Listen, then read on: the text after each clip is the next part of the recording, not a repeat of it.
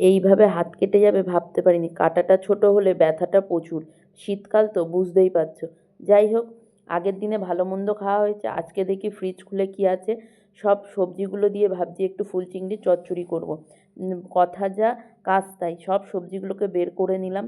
এগুলোর আজকে গতি করে দেবো সব একসাথে, সবজি দিয়ে চচ্চড়ি করে নেবো। বলতে বলতে তো সবজিগুলো কেটেও ফেলেছি। আর পালং শাকটা দেখো আলাদা কেটেছি, কারণ পালং শাকে প্রচুর বালি আর মাটি থাকে। আর এদিকে ডালের জন্য রসুন ছাড়িয়ে নিয়েছি আর পালং শাকটা জলে ভিজিয়ে দিচ্ছি। পালং শাকটা 2-3 বার ভালো করে ধুয়ে নেব।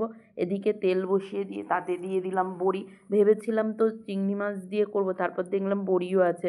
পালং শাকে বড়ি দিলে কিন্তু বেশ ভালো লাগে খেতে। এদিকে তো চিংড়ি মাছটাও ভাজা করে নিচ্ছি। আমরা যেহেতু দুটো মানুষ খাবো তাই অল্প করেই করলাম। ছেলে খুব একটা পছন্দ করে না, হয়তো এখন ছোট বলে, তাই বড় হলে খাবে। তো যাই হোক, তেল দিয়ে আবার শুকনো লঙ্কা আর পাঁচফোড়ন দিয়ে দিয়েছি। আর আগের দিনে স্যালাডের পেঁয়াজগুলো বেঁচে গেছিলো সেগুলো দিয়ে দিয়েছি। দিয়ে এখন ভালো করে সবজিগুলো দিয়ে মিশিয়ে নিচ্ছি।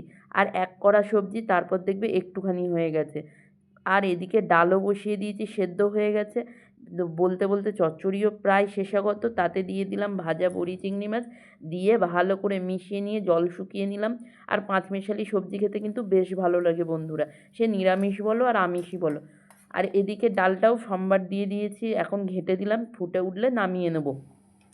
ডালটা ফুটেও গেছে, ততক্ষণ তোমরা ভালো থেকো, আমরা লাঞ্চটা সেরে নিই।